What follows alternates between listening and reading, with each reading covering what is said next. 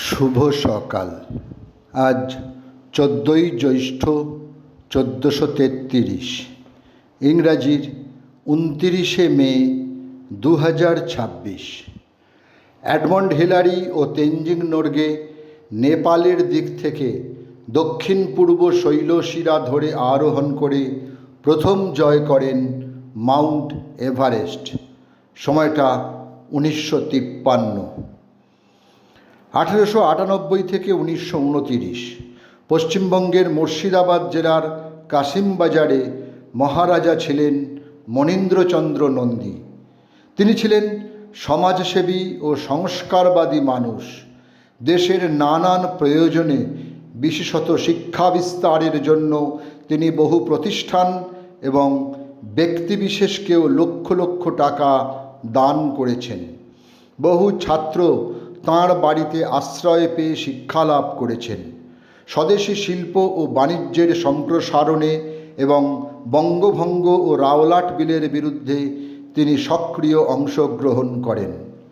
আজ তাঁর জন্মদিন। সময়টা 1860। 29শে মে 1865 পশ্চিমবঙ্গের বাঁকুড়া জেলার পাঠকপাড়ায় জন্মগ্রহণ করেন ঊনবিংশ শতাব্দীর একজন বাঙালি সাহিত্যিক রামানন্দ চট্টোপাধ্যায়। 1893 সালে কলকাতার সিটি কলেজের অধ্যাপনা দিয়ে তাঁর কর্মজীবন শুরু। ভারতবাসীর ঐক্য, অর্থনৈতিক জীবনের উন্নতি, স্বদেশী শিল্পকলা ও সাহিত্যের উন্নতি ছিল তাঁর জীবনব্যাপী সাধনা। বাংলা ভাষায় অর্থনীতি আলোচনার সূত্রপাত তিনিই করেন। তেনজিং নোরগে একজন নেপালি শেরপা পর্বতারোহী।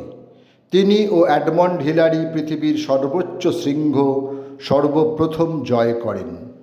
আজ তেনজিং নোরগের জন্মদিন। 29শে মে 1914 নেপালের খুম্বু গ্রামে এক শেরপা পরিবারে তাঁর জন্ম হয়।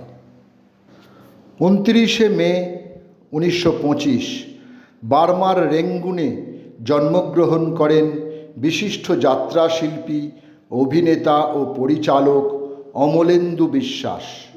সপ্তম শ্রেণীতে পাঠরত অবস্থায় 1937 সালে দাতা হরিশ্চন্দ্র নাটকে তাঁর প্রথম অভিনয়। তাঁর অভিনীত যাত্রাপালাগুলি হল মধুসূদন, জানোয়ার, লেনিন, অচল পয়সা, সন্ন্যাসী ইত্যাদি। তাঁর অভিনয়ের খ্যাতি ছড়িয়ে পড়ে সমগ্র বাংলাদেশে। দুরারোগ্য ক্যান্সারে আক্রান্ত হয়ে 29শে মে 1972 পৃথিবীর মায়া ত্যাগ করেন পৃথ্বীরাজ কাপুর। রেখে যান রাজ কাপুর, শশী কাপুর ও শাম্মী কাপুরকে। পৃথ্বীরাজ কাপুর ছিলেন ভারতীয় থিয়েটার ও হিন্দি সিনেমা শিল্পের অগ্রদূত। এছাড়াও তিনি ভারতীয় গণনাট্য সংঘের প্রতিষ্ঠাতা সদস্য এবং 1944 সালে মুম্বাই অঞ্চলের চলমান থিয়েটার কোম্পানি পৃথ্বী থিয়েটারের তিনি প্রতিষ্ঠাতা। একজন বাঙালি ভাষাতাত্ত্বিক, পণ্ডিত, সাহিত্যিক ও শিক্ষাবিদ সুনীতি কুমার চট্টোপাধ্যায়ের আজ মৃত্যুদিন। 29শে মে 1977 কলকাতায় তিনি পরলোক গমন করেন। তিনি বহু সম্মানে সম্মানিত হয়েছেন। সর্বোচ্চ সম্মান হল কবিগুরু রবীন্দ্রনাথ ঠাকুরের কাছ থেকে পাওয়া ভাষাচার্য উপাধি। 29শে মে 1987 84 বছর বয়সে প্রয়াত হন ভারতীয় রাজনীতিবিদ ও ভারতের পঞ্চম প্রধানমন্ত্রী চৌধুরী চরণ সিং। জয়প্রকাশ নারায়ণের প্রচেষ্টায় ভারতীয় লোকদলের নেতৃত্বে ইন্দিরা বিরোধী বিভিন্ন রাজনৈতিক দল মিলে গঠন করেন জনতা মোর্চা।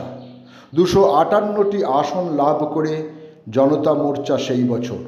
সেই সুবাদে মোর্চার প্রধান নেতা হিসেবে তিনি উপমুখ্যমন্ত্রী ও স্বরাষ্ট্রমন্ত্রী হিসেবে মনোনীত হন।